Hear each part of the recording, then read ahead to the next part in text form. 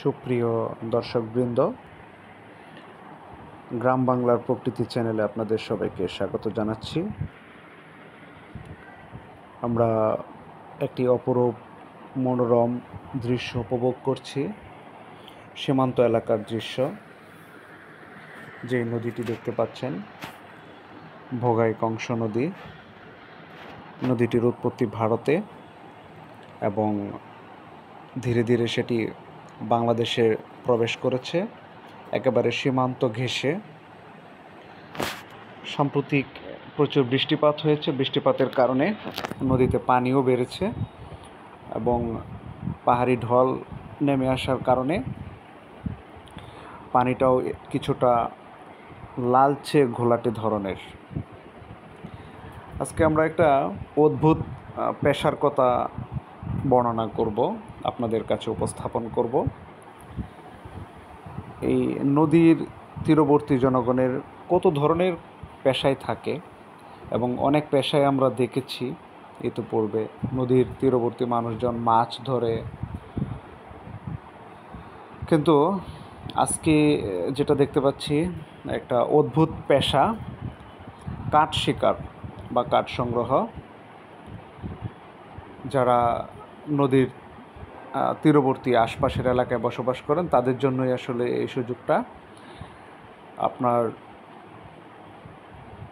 যে লোকটিকে দেখতে পাচ্ছেন, ওনার ডাকনাম ইকবাল ভাই একটা ফাঁদ তৈরি করেছেন কাঠ সংগ্রহ করার জন্য, একেবারে বাঁকানো, আড়াআড়ি করা, একেবারে একটা কাঠের সাথে আরেকটা কাঠ হচ্ছে আপনার 90 ডিগ্রি অ্যাঙ্গেলে লম্বালম্বিভাবে হচ্ছে কি আড়াআড়ি করে জোড়া লাগানো।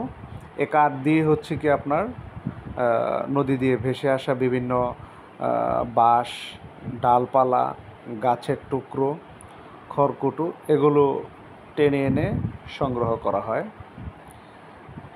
ওই পাড়ে আরেকজন ব্যবসায়ী কাঠ সংগ্রহকারী, তিনিও অনেকগুলো কাঠ সংগ্রহ করে দড়ি দিয়ে বেঁধে রেখেছেন নদীর তীরে। পরবর্তীতে সময় সুযোগ মতো এগুলোকে উঠিয়ে শুকিয়ে তারপর বিক্রি করবেন। এই যে আরও একটি কাঠ উনি ধরেছেন। আসলে মাছ ধরার মতোই কাঠ শিকার করা বা কাঠ ধরা। এই কাঠগুলো আসে কোত্থেকে? এই কাঠগুলোর উৎপত্তি হচ্ছে ভারতের বিভিন্ন পাহাড়।